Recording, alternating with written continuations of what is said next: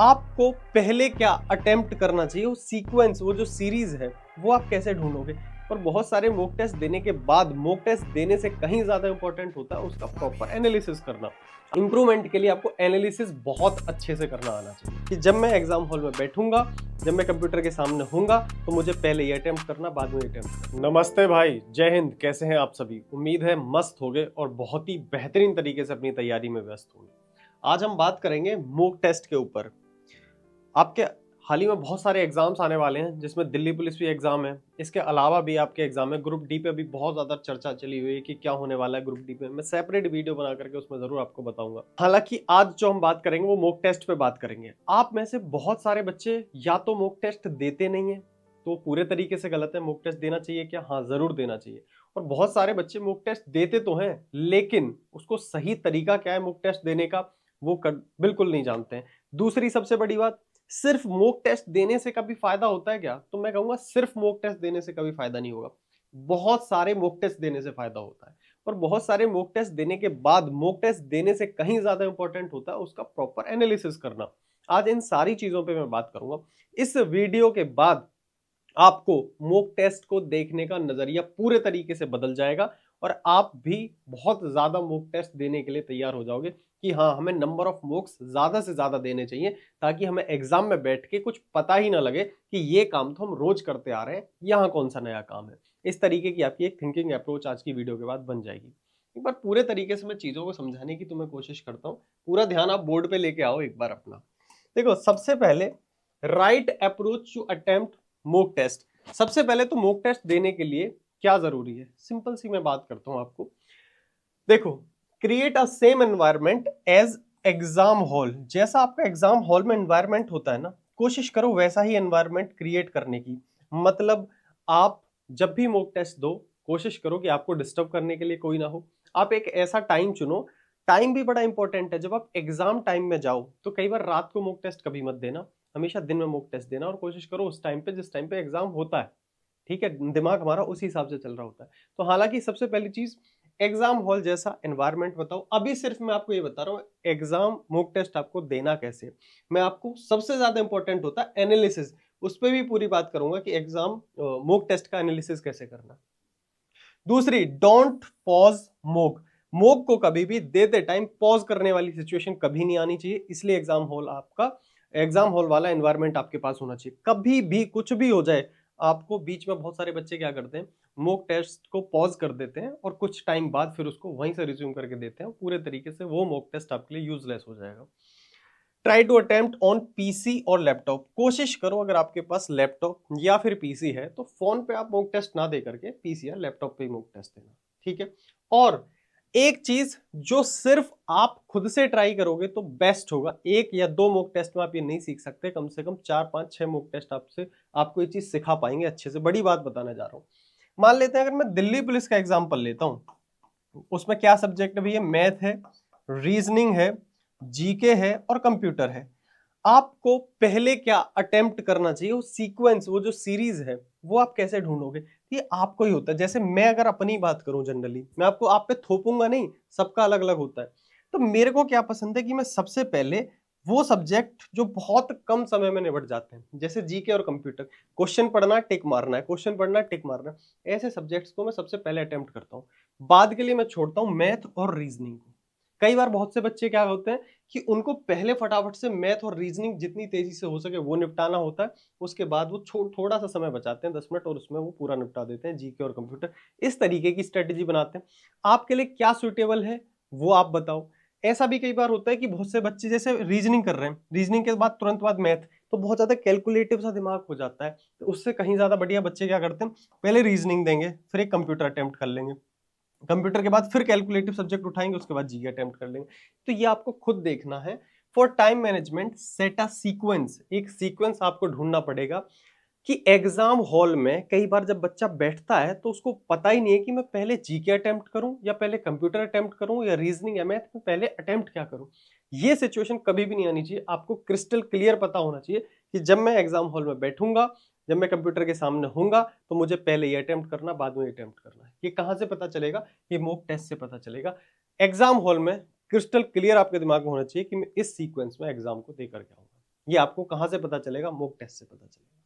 ठीक है, मैं आपको लास्ट में ये भी बताऊंगा कि आप मॉक टेस्ट सबसे बढ़िया कहाँ से दे सकते हो, क्या चीजें हैं, कहाँ से खरीदना, सब बताऊंगा। और खरीदा नहीं है तो अब तक आपके लिए बेस्ट चीज भी बताऊंगा। एनालिसिस जो सबसे इंपॉर्टेंट पार्ट है मॉक टेस्ट का, आप उस पर बात करते हैं। मैं कहता हूँ मॉक टेस्ट देना कुछ भी नहीं है, कोई भी दे देगा। सबसे बड़ी चीज है उसको एनालिसिस करना। अगर आप एनालिसिस नहीं करोगे तो आपके अगला मॉक टेस्ट भी ऐसा ही जाएगा, इतने ही मार्क्स का, उससे अगला भी, उससे अगला भी, इंप्रूवमेंट नहीं आएगी। इंप्रूवमेंट के लिए आपको एनालिसिस बहुत अच्छे से करना आना चाहिए, उस पर मैं बात करता हूँ। सबसे पहली चीज, जब भी एनालिसिस की बात आती है, start analysis with in 30 minutes. कभी भी आपने कोई मॉक टेस्ट दिया और आप उसका एनालिसिस करना चाहते हो तो उसको कभी भी डिले मत करना। बच्चा क्या करता है, अच्छा मॉर्निंग में मॉक टेस्ट दे दिया, इवनिंग में एनालिसिस करता हूँ, ऐसा आप ना करो।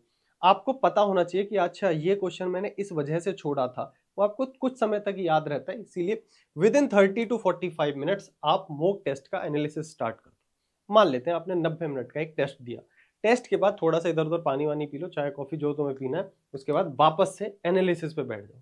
एनालिसिस में आपको चाहे पौन घंटा लगे, 1 घंटा लगे, या सिर्फ 30 मिनट लगे, वो आपके ऊपर, बट ज्यादा का गैप नहीं होना चाहिए मॉक टेस्ट देने के बाद और एनालिसिस में। एनालिसिस ही आपको सब कुछ बताएगा जिससे कि आप अगले अगले मॉक टेस्ट में अपने नंबर बढ़ा पाएंगे। अब ध्यान से आपको सुनना है।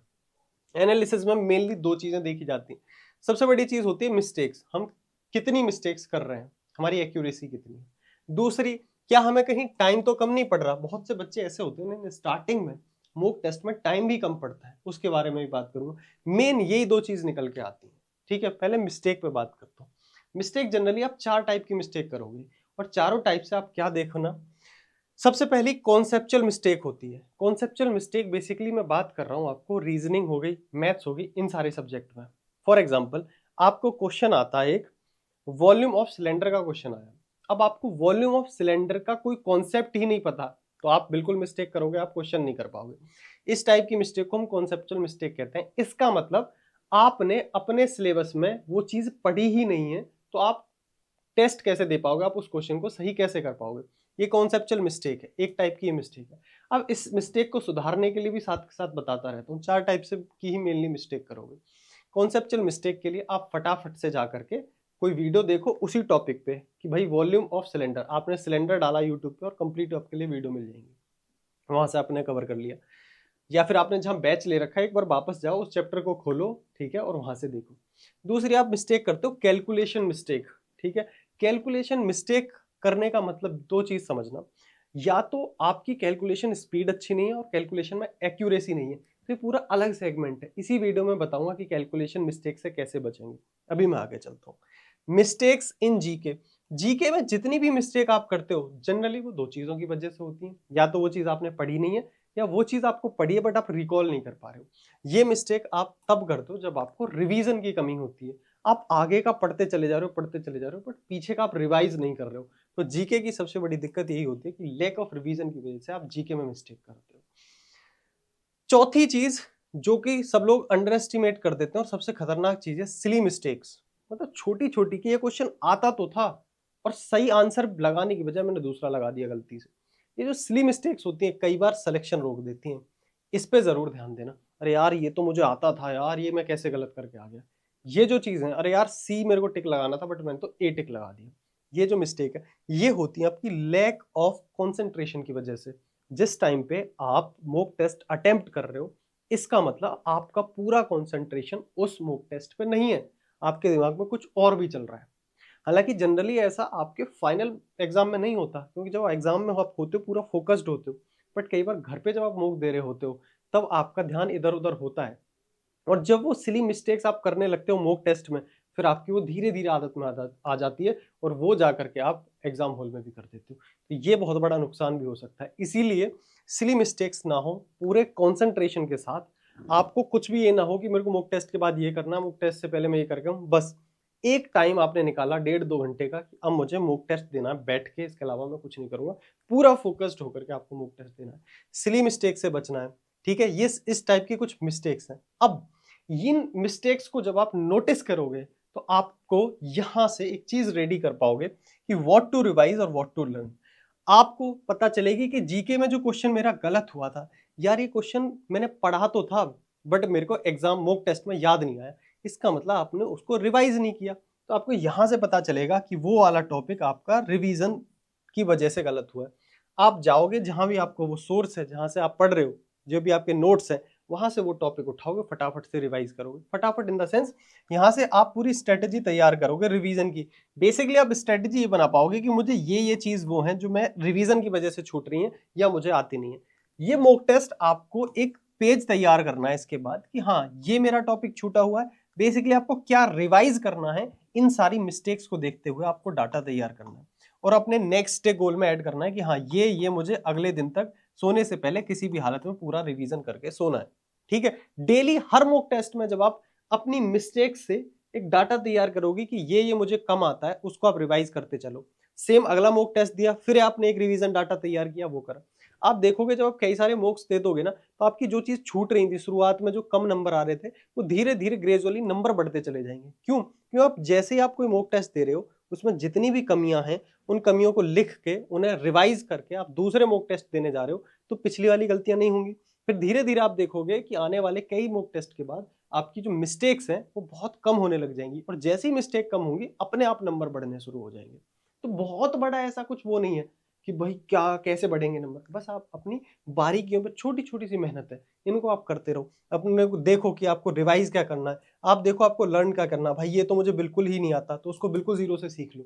छोटा सा टॉपिक है, यूट्यूब पे डाल के सीख लिया, जहां से कोर्स ले रखा है वहां से सीख लिया। ये दोनों चीज आप करते चलोगे, रिवीजन होता चलेगा, अगले मॉक टेस्ट में बैठोगे, नंबर नहीं कटेंगे। ठीक है, दो चीज आपने सीखी कि 30 मिनट के अंदर आपको क्या करना है, एनालिसिस स्टार्ट कर देना। जो मिस्टेक्स हैं, इस टाइप की मिस्टेक्स होती हैं, वो देखनी है बारीकी से कि कॉन्सेप्चुअल मिस्टेक है, इसका मतलब मेरा पढ़ा हुआ नहीं है, तो मैं पढ़ूंगा। आपकी क्या मिस्टेक है, बेसिकली कैलकुलेशन या मिस्टेक जीके में है, तो इसका मतलब रिवीजन नहीं है, तो मैं जाके रिवाइज करूंगा। टाइम मैनेजमेंट, कई बार बच्चों को बहुत ज्यादा टाइम की कमी पड़ जाती है मॉक टेस्ट में, उसके पीछे समझना रीजन क्या है। या तो अब पहले ये चीज समझो, आप स्पीड वर्सेस एक्यूरेसी क्या ज्यादा जरूरी है, स्पीड जरूरी है एक्यूरेसी?